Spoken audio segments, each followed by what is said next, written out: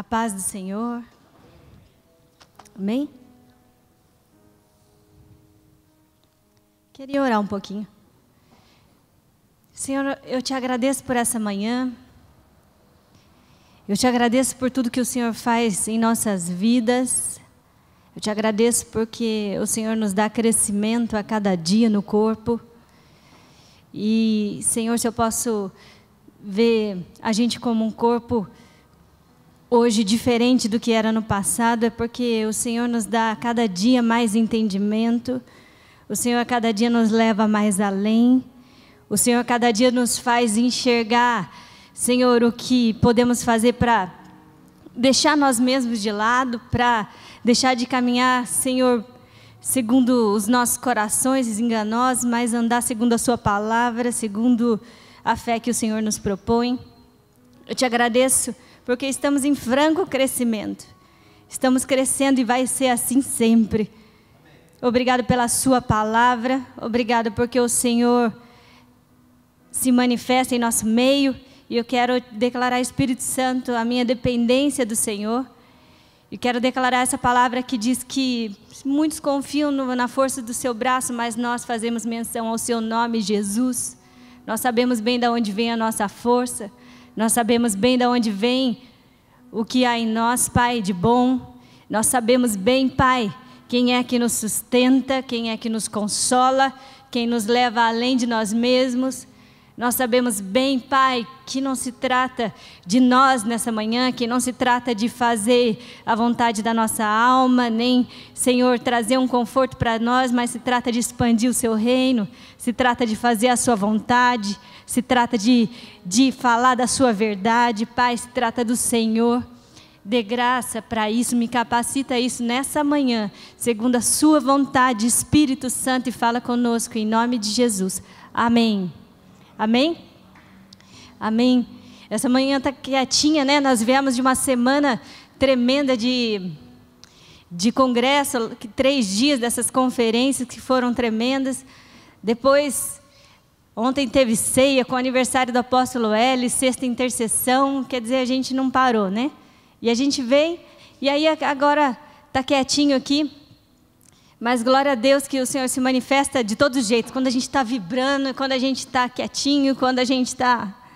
De todas as formas o Senhor se manifesta. E eu queria chamar a atenção sua, começar por isso, que era algo que o Senhor falava, até como exemplo, né, para o que eu vou ministrar hoje. Queria saber quem assistiu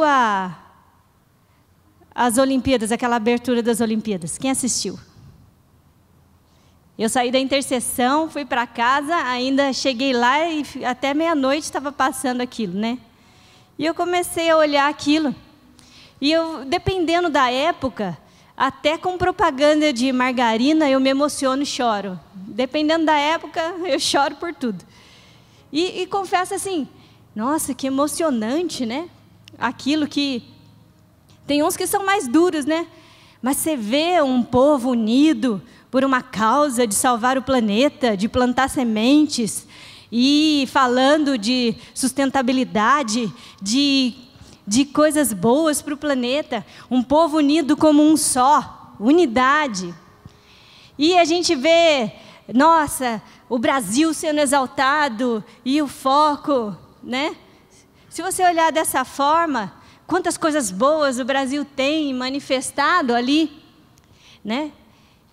Você se envolve com aquilo, não tem como, você se envolve com aquilo. E você vai alimentando a sua alma, você vai alimentando, né, a sua alma mesmo, as suas vontades, e vai alimentando, nossa, que coisa linda e tal. Mas eu, nesses momentos, eu confesso o seguinte, em vários momentos, eu começo a questionar, por que dessas emoções?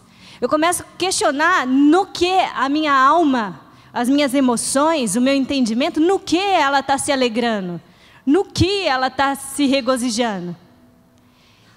E aí o Senhor me dava isso como exemplo, porque a nossa alma tem um anseio, as nossas emoções, a nossa vontade, ela tem um desespero. Ela precisa ser preenchida. Se você quiser abrir comigo a palavra de Deus, em João,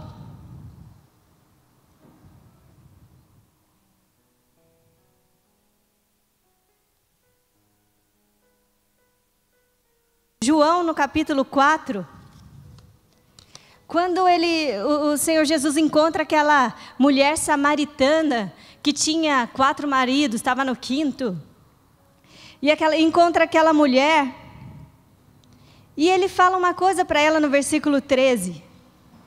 Jesus respondeu, João 4, versículo 13, fala assim: João respondeu: quem beber desta água terá sede outra vez, mas quem beber da água que eu lhe der, nunca mais terá sede. Ao contrário, a água que eu lhe der, tornará nele uma fonte de água viva, a jorrar para a vida eterna. E a mulher disse: Senhor, me dê dessa água, para que eu não tenha mais sede, nem precise voltar aqui e tirar água.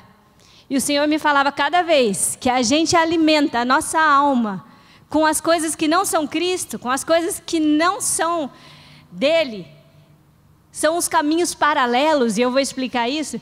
Quando a gente alimenta a nossa alma com isso, a gente vira escravo das circunstâncias, a gente vira escravo de querer mais, a gente vira escravo. Pode ver, uma novela é assim, você começa a assistir um capítulo, aquilo te envolve, você alimenta ali, e aí você precisa de mais, né? Os vícios começam assim, você vai alimentando a sua alma.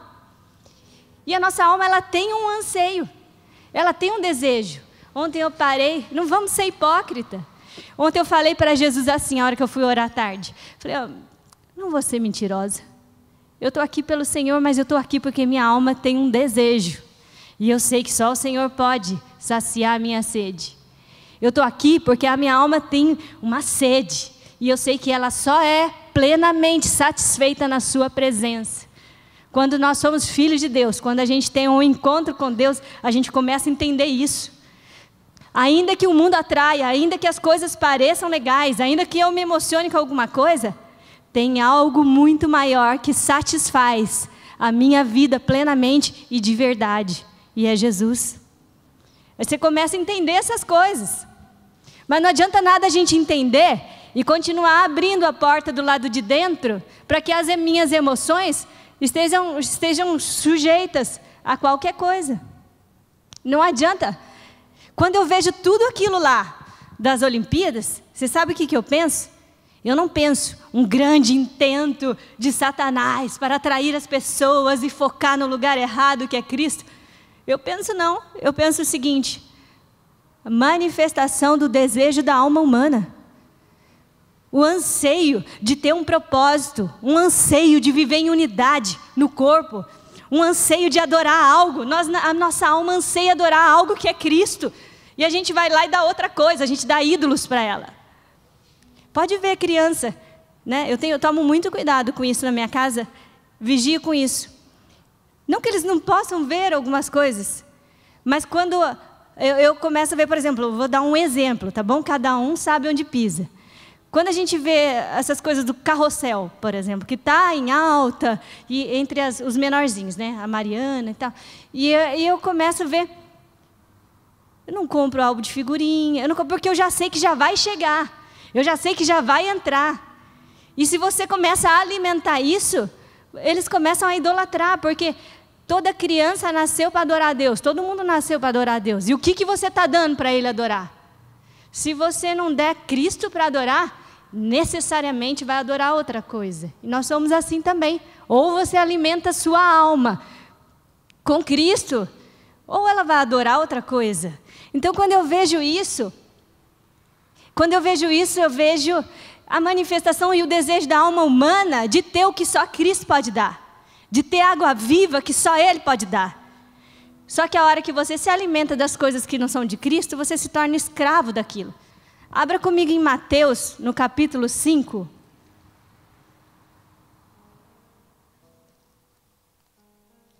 Mateus, no capítulo 5. E pelo contrário do que você está pensando, essa palavra trata de governo. Essa palavra trata de expansão das fronteiras. Essa palavra trata de conquistar. e de ousar. Eu vou te explicar por quê.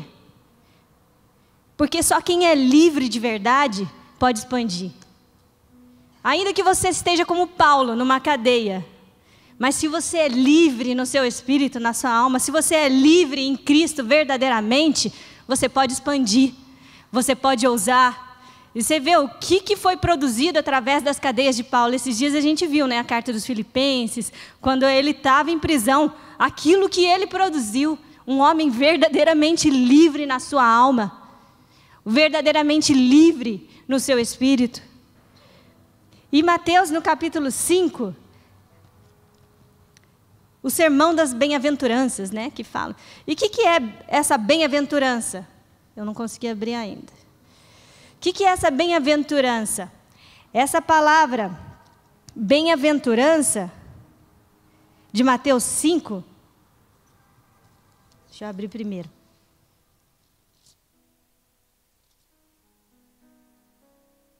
Fala assim, bem-aventurados, no versículo 3, Jesus ensinando. Os pobres de espírito, porque deles é o reino dos céus. Bem-aventurados os que choram, pois são consolados. Bem-aventurados humildes, porque eles receberão a terra por herança. Bem-aventurados os que têm fome e sede de justiça, porque serão satisfeitos. Bem-aventurados os misericordiosos, porque obterão misericórdia. Bem-aventurados os puros de coração, porque verão a Deus. Bem-aventurados os pacificadores, porque serão chamados filhos de Deus. Bem-aventurados os perseguidos por causa da justiça, porque deles é o reino dos céus. E essa palavra que repete várias vezes, que é bem-aventurados, ela é a palavra Macarios, que é o plural de feliz. E na verdade ela não pode ser traduzida por feliz é aquele que é pobre de espírito, pois deles é o reino dos céus. Essa palavra bem-aventurado, ela não pode ser substituída simplesmente por feliz. Porque a palavra feliz, ela está relacionada a alguma circunstância. Eu estou feliz por algo. Eu estou feliz porque algo me aconteceu. Eu estou feliz porque alguma coisa me fez feliz. E na verdade, essa palavra bem-aventurado, ela é mais que feliz. Essa palavra bem-aventurado, ela significa plenamente feliz. Um povo totalmente satisfeito. E isso não se consegue com o que o mundo oferece. Isso não se consegue enchendo a nossa alma com aquilo que parece bom, mas não é. E nessa manhã, eu queria falar para você, né? Às vezes nós enganamos a nossa alma. E eu queria, nessa manhã, te convidar, sabe, a não enganar mais a sua alma. Nós enganamos a nós mesmos. Quando a gente fala, olha, se você for aqui, se você tiver isso, ou se você fizer assim, ou se você assistir isso, isso vai te dar um conforto, isso vai te dar um prazer. Isso é mentira. Porque o que satisfaz na nossa alma é Jesus. Eu não posso enganar minha alma, eu vou estar enganando a mim mesmo. E você sabe, tem alguém me ligando. Você sabe que bem-aventurados os pobres de espírito. Ser humilde me faz mais que feliz. Os que choram, e esse que choram aqui, não é aquele que chora simplesmente, vive chorando, murmurando da vida. Chora por uma causa, chora por alguém, intercede por alguém. E aqueles que choram são plenamente felizes. Olha que loucura! E sabe o que satisfaz a minha alma? Satisfaz a minha alma ser humilde, satisfaz a minha alma ter a sede e fome da justiça de Deus manifesta na minha vida. Isso satisfaz a minha alma. Satisfaz a minha alma ser misericordioso, ser generoso, manifestar Cristo. Sabe o que satisfaz a minha alma? Falar, Senhor, eu sou a tua filha. Nada vai poder tocar na minha vida, porque Satanás não pode tocar nos filhos de Deus. Satisfaz a minha alma saber que eu sou protegido o tempo todo, que Ele me fez filha. Isso satisfaz a nossa alma. E eu falava para o Senhor ontem à tarde, olha, eu não vou ser hipócrita não, estou aqui porque eu te amo, mas tem um anseio na minha alma, tem um desespero de ser chamado de filha, de receber o seu amor, tem um desespero na minha alma de ser humilde. E o que eu conseguia falar ontem era assim: Senhor, me perdoa. Me perdoa. Me perdoa, porque até nos momentos de felicidade, se eles não forem plenamente em santidade, não faz sentido. Não faz sentido. Porque a alegria que não é em meio à santidade, o prazer que não é em meio à santidade, vai me gerar escravidão. Mas o prazer que é de ser livre em Cristo, o prazer que é de celebrar e de pular e ser livre em Cristo, isso jorra. Isso jorra, isso transborda, isso alcança vidas, isso expande o reino, isso alcança pessoas. A satisfação da minha alma em Cristo, através daquilo que Ele propõe, do jeito dEle e não no meu, me traz uma alegria indizível, me traz uma alegria que transborda. E às vezes a gente vem para a igreja, a gente fala, vamos matar a nossa alma, vamos morrer, e a gente não entende, porque a vontade dEle é boa, perfeita e agradável, e o que Ele nos propõe é melhor do que qualquer coisa que o mundo pode me dar. O propósito dEle é maior do que qualquer outro propósito. E às vezes a gente não entende isso. Mas hoje eu vim te convidar a não enganar mais a sua alma, a dar a ela o que ela precisa. A dar Cristo a ela, a dar a ela o que é real. Fala assim, esse caminho aí de soberba não é esse. O caminho que vai te satisfazer, alma minha, é a humildade. É o ser generoso. E eu vou te falar por que isso não é impossível, por que isso é fácil. Porque o Espírito Santo habita em você. Porque Ele nos ensina de todas as coisas. Jeremias 31 fala, não é necessário que alguém te ensine isso, está aí. Se você parar um pouquinho e perceber, tem um anseio na sua alma. E a satisfação da sua alma vai ser humilde, vai ser generoso, vai ser manifestar a Cristo, vai ser misericordioso, vai ser fluir além da sua vida, vai ser fazer algo por alguém. Sabe, Neemias, todo mundo conhece a história de Neemias, né? Neemias, ele recebeu a notícia que os muros de Jerusalém estavam destruídos.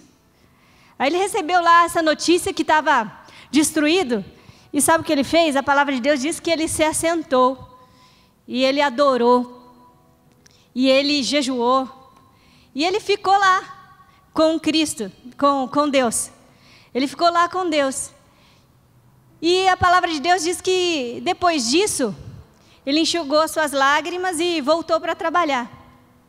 E sabe o que aconteceu? Eu chamo desse intervalo de Neemias de um intervalo necessário.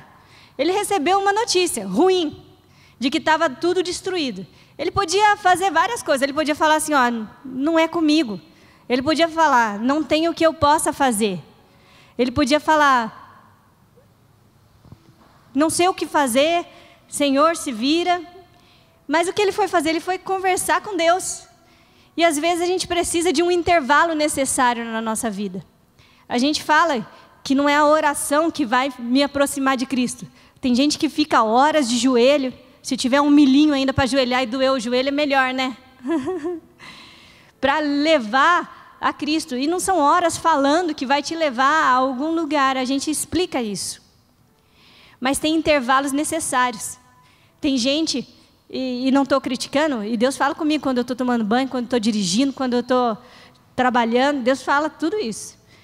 Mas às vezes a gente tem que parar um pouquinho para ouvir a Ele, para ouvir mais precisamente. E Neemias, quando ele entrou na presença do Senhor, ele era só um copeiro do rei. Quem olhasse ali ele, quando ele saiu da presença de Deus, ia falar, continua copeiro do rei. Mas quando ele saiu da presença do Senhor, quando ele levantou, enxugou as lágrimas dele, a história de Jerusalém estava determinada a ser mudada.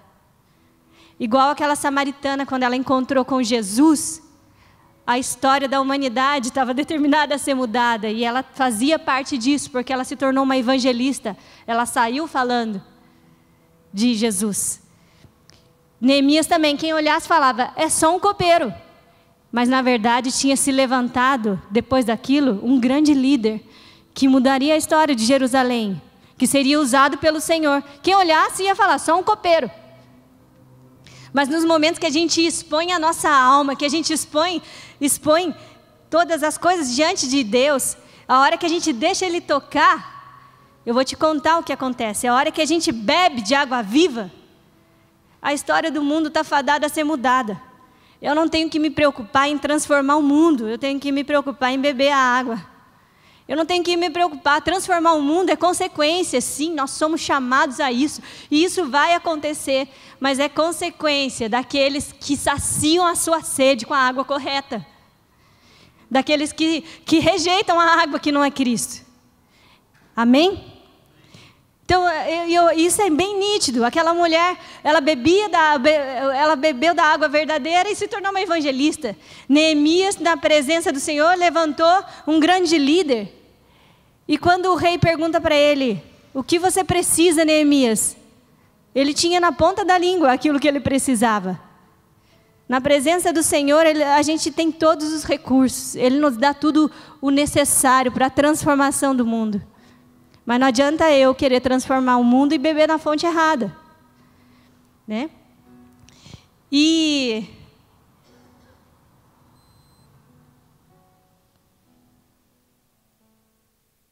essa semana, eu não ia falar isso, mas acho que convém.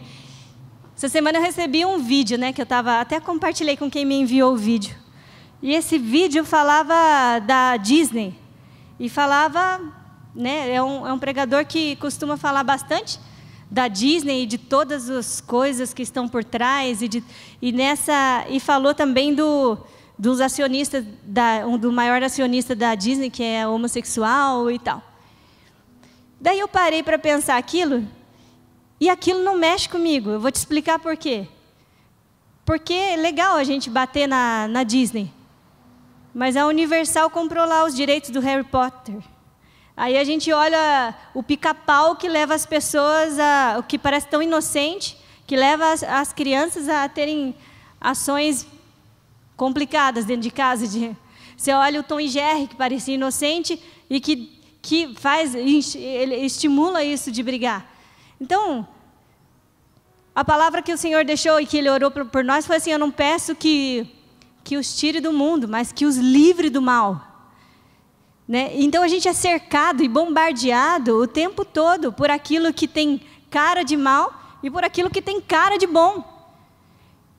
Quando eu vejo essa questão das Olimpíadas, eu falei, nossa, que legal, a gente está sendo bombardeado com alimento para a nossa alma.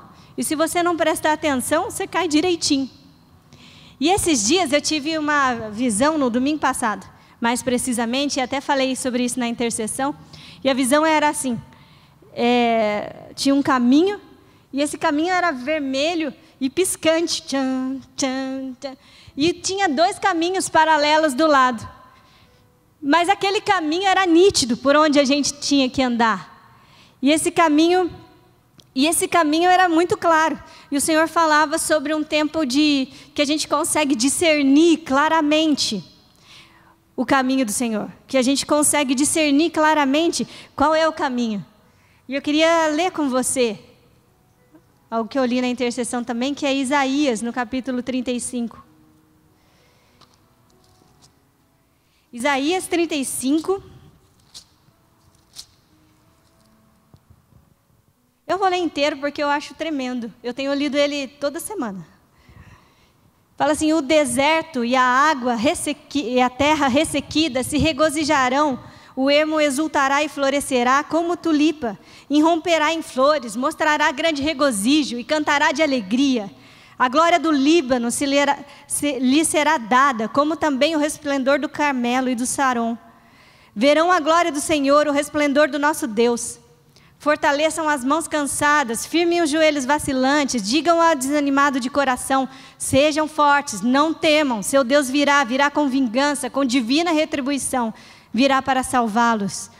Então se abrirão os olhos dos cegos, e se destamparão os ouvidos dos surdos, e os coxos saltarão como cervo, e a língua do mudo cantará de alegria. Águas irromperão no ermo e os riachos no deserto. A areia abrasadora se tornará um lago, a terra seca, fontes borbulhantes. Nos antros onde outrora havia chacais, crescerão a relva, o junco, o papiro, e ali haverá uma grande estrada, um caminho que será chamado caminho de santidade. Os impuros não passarão por ele, servirá apenas aos que são do caminho. Os insensatos não tomarão, ali não haverá leão algum, e nenhum animal feroz passará por eles. Nenhum deles se verá por ali, só os redimidos do Senhor. E os que o Senhor resgatou voltarão, entrarão em Sião com cantos de alegria, duradoura alegria coroará a sua cabeça, júbilo e alegria se apoderarão deles, e a tristeza e os suspiros fugirão. Amém?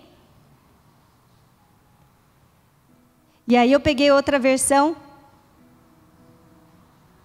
e o versículo essa aqui é a NVI, a outra fala assim, que nem os loucos errarão o caminho, que ninguém vai errar o caminho, que nem os loucos errarão esse caminho,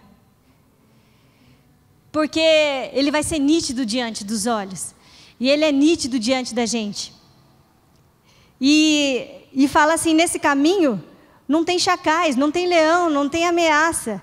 Do que está falando isso aqui? Na verdade ele fala de Jesus, de Cristo, um caminho onde a gente é guardado, um caminho que se chama santidade, um caminho onde tem tanta gente procurando nas coisas que o mundo oferece.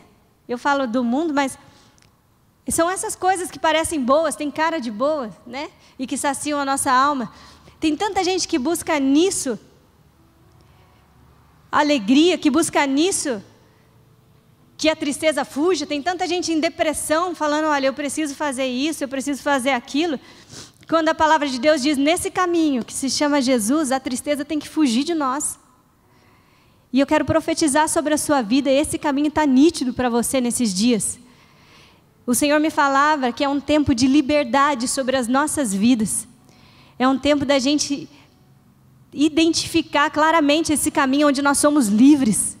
Onde a gente pode pular e se alegrar e sentir que nós somos verdadeiramente livres. E esse caminho nós somos protegidos, nesse caminho nós somos guardados, a palavra do Senhor diz. E com a minha fé eu alcanço isso. Amém? As lutas vêm, mas a nossa vitória é certa. As lutas vêm, mas eu posso me regozijar em Cristo porque eu sou guardada nele, que a sua fé alcance isso. Isso traz plenitude, isso traz alegria para a gente. Uma das coisas que eu falava também na intercessão é que às vezes a gente fala, Senhor, eu não consigo ouvir a sua voz. Estou falando isso porque eu estou te dizendo que o caminho está visível a você nesses dias. Um caminho de plenitude de vida, um caminho de satisfação. Amém? Um caminho que não depende das circunstâncias, onde a sua alegria não depende das circunstâncias. E eu falava assim, a gente ouve muito isso. Olha, eu não consigo ouvir a Deus igual você. Eu não consigo ouvir a Deus. Luciana, mas eu não estou conseguindo ouvir Deus. Queria tanto ouvir Deus. E eu falava com Deus, né? Eu falava assim, o que eu falo para... Né? Às vezes você fala, não, você lê a Bíblia, o Senhor vai falar, Ele vai te instruir, o Espírito Santo está aí. E Deus falava assim comigo, o primeiro passo para você ouvir Deus é você reconhecer a voz da sua alma. Por quê? A alma são as nossas emoções, os nossos sentimentos. E desde que a gente nasce, a gente está acostumado a ser conduzido pela alma. Essa voz, a gente conhece muito bem. Eu conheço muito bem, desde que a gente nasce, a gente conhece a voz que fala, faça isso, você tem vontade disso, faça isso, você tem vontade daquilo, faça isso. Essa voz é inconfundível. A voz da minha alma, ela não me traz confusão. Eu sei bem claro qual é a minha vontade. Você não sabe qual é a sua vontade? Isso é bem claro. E o Senhor falava, o primeiro passo é você expor a sua vontade diante de Deus. O primeiro passo é você reconhecer a sua vontade. Então você fala assim, vou dar um exemplo. Você tem uma situação bem difícil que você tem que tomar uma decisão ou fazer alguma coisa. Sabe qual é a primeira coisa que você faz? Senhor, a minha vontade para essa situação, eu sei muito bem qual ela é. A minha vontade é essa. Mas eu rendo ela ao Senhor. Eu rendo a minha vontade. E deixa o Senhor falar. Porque a hora que você rende a sua vontade, a hora que você submete a sua vontade a Cristo, eu não estou falando que Ele vai fazer algo diferente da sua vontade. Pode ser que sim, pode ser que não. Mas você deu espaço para que Ele possa falar com você. Você deu espaço para que a vontade dEle, não a sua, seja feita. Você submeteu a sua alma. E aí Ele vai falar e você vai entender. Ai, essa não é a voz da minha alma. Isso é Ele falando comigo. Primeiro passo, reconheça a sua vontade. Coloque diante de Deus, exponha isso, reconheça qual é a vontade do seu coração. Reconheça isso diante do Senhor. E você vai ver que só de reconhecer isso diante de Deus, você vai começar a ouvir coisas de Deus. Você vai começar a ouvir a motivação do seu coração. Quando você chega diante de Deus e fala assim, olha, a minha vontade é essa, na hora, você vai ver só que o Espírito Santo já traz a você a motivação do seu coração. E você pode até continuar conversando com Deus. Fala assim, ó, a minha vontade é essa porque eu queria isso, porque isso vai me dar isso, porque isso vai me trazer isso. E aí você começa a identificar a motivação do seu coração. Daí é fácil saber se a motivação está no lugar certo ou não. Primeiro passo, reconheça a sua alma. Reconheça as suas vontades, exponha ela diante de Cristo. Amém? Eu estou terminando. E esses dias a gente viu, tem tudo a ver com a alma que eu estou falando, tá bom? Porque nós somos livres nesse tempo. O Senhor nos fez livres, o Senhor nos trouxe liberdade. E nesses dias eu ouvi uma palavra que veio soar muito claro ao meu coração, porque é algo que o Senhor ministrava, já ministrou comigo isso. E ministrou até através de um sonho. Eu sonhei que o Davi, o meu filho, que tem 11 anos agora, acho que ele tinha uns 10, 9, ele estava atrás de uma mesa, e eu vi ele olhando para mim, e ele falava com voz de Deus assim, falta zelo. E aí, é claro que Deus estava falando comigo, né? Falta zelo. E aí, eu me aprofundei nessa palavra, do que era faltar zelo. E a palavra de Deus diz em Provérbios que o temor do Senhor é o princípio de toda sabedoria. E aí, acho que foi na quarta de manhã, nós ouvimos isso aqui, o pregador falando, né? Que temer o Senhor não é você ter medo dele, isso aí a gente já sabe, né? Mas é você ansiar fazer as coisas do jeito dele e não do seu. Você ter zelo do Senhor, ter zelo não significa você temer ou você viver encaixotado, significa você amá-lo de tal forma a querer fazer a vontade dele. Durante um bom tempo eu achava assim, Jesus, é meio duro isso, ó, você me ama, então segue meus mandamentos. Porque Jesus fala isso, não fala? Você me ama? Então segue os meus mandamentos. Eu falei, nossa, que coisa mais fria, né? Eu falo com amor com Jesus, eu não chego assim, eu sei que Ele tem alguma coisa boa por trás sempre. E Ele fala assim, você me ama? Então tá, segue meus mandamentos. E na verdade, por que Ele fala desse jeito? Porque a vontade dEle é boa, perfeita e agradável para a gente. Porque Ele sabe que a hora que eu fizer a vontade dEle, eu vou além. Ele sabe que a hora que eu fizer a vontade dEle, eu vou viver o amor dEle em plenitude e a satisfação da minha alma. Ele sabe disso. Então Ele fala, você me ama? Então faz do meu jeito. E é assim, quando a gente ama alguém de verdade, a gente quer fazer do jeito dela e não do meu. E o que a gente encontra hoje, muitas vezes, são pessoas falando assim, olha, isso não tem problema eu fazer, ou isso não tem problema eu fazer. E você olha, você vê que aquilo vai trazer algum problema, aquilo vai trazer alguma circunstância adversa para a pessoa e a gente fica meio engessado. Às vezes eu não fico engessado não, eu falo mesmo. Principalmente se for família, minha família sabe, eu tenho fama de ser bem chata na minha família. Porque eu falo assim, depois, ó, eu falo para eles, eu falo assim, ó, isso aqui não é assim, isso aqui é desse outro jeito, isso aqui você deve... Então, eu e o Felipe, outro dia a gente falou, vamos deixar de ser chato, a gente é o chato, vamos deixar de ser os chatos da família. Mas não é por amor a eles, a gente sabe. E aí eu confrontei, um dia desses, um dos meus familiares até, e falei assim, ele falou assim para mim, olha, Eu só fico meio constrangido de você falar assim comigo, porque parece que você tem mais Deus do que eu. Eu falei assim, não, eu não tenho mais Deus que ninguém. Mas concorda comigo que a gente ama Ele? E eu quero fazer essa pergunta para você. Você concorda comigo que a gente ama Ele? Você concorda comigo que a gente é desesperado por saber mais de Jesus e a gente quer Ele? Então eu vou te convidar uma coisa, vamos fazer do jeito dele e não do meu. Vamos fazer do jeito que Ele deixou escrito para a gente fazer. Vamos levar do jeito dele e não do meu. Eu tenho certeza que o que você vai colher, o que eu vou colher, vai ser bem melhor. Amém? E eu quero profetizar sobre a sua vida nessa manhã. Se coloque em pé.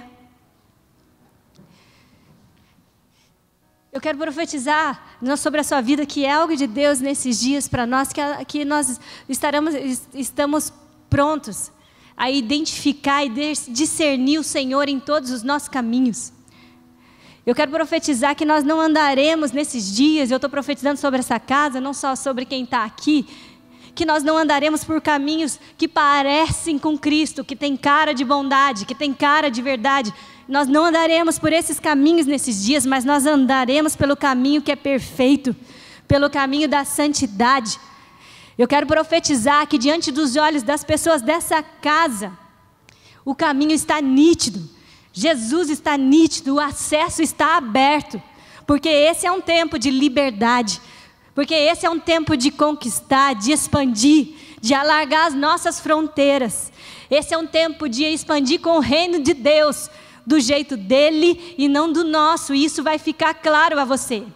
Eu quero declarar que nesses dias cadeias de almas são quebradas. Eu quero declarar em nome de Jesus e profetizar nessa manhã que durante muito tempo nós ficamos presos em cadeias da alma, mas que a nós foi dado liberdade nesse tempo pela palavra do Senhor manifesta em nosso meio. Eu quero declarar que você tem sabedoria. Quero declarar o zelo do Senhor sobre as nossas vidas. Quero declarar que o anseio na nossa alma, se você quiser, fale para o Senhor, há um anseio na nossa alma. E eu vou te contar uma coisa, que eu fico super feliz. A palavra de Deus diz que o querer e o efetuar vem dele. Se tem um anseio na minha alma, eu vou te dizer, já é Ele fazendo. Se tem um anseio aí na sua alma, já é Ele fazendo. E eu quero profetizar sobre a sua vida. Nesses dias que você vai identificar o anseio verdadeiro da sua alma e aquilo que satisfaz, que é Cristo. E você vai satisfazer a sua alma com as coisas corretas. Você vai submeter a alma ao Espírito Santo. Em nome de Jesus, eu quero declarar esse tempo de liberdade sobre a igreja, que é um tempo de alegria, que é um tempo da gente conquistar, baseado na palavra do Senhor. É um tempo de conquistar para ser generoso, um tempo de conquistar para expandir o reino, um tempo de conquistar para que o nome do Senhor seja exaltado, um tempo de expandir, não para engordar as minhas riquezas, um tempo de expandir, não para ficar numa zona confortável, mas um tempo de expandir para tomar os montes, para tomar o governo, para dar honra ao Senhor, para dar glória ao Senhor, para transformar a terra. Eu quero declarar essa palavra já é manifesto, o Isaías 35, ele já é manifesto nas nossas vidas, Jesus já veio.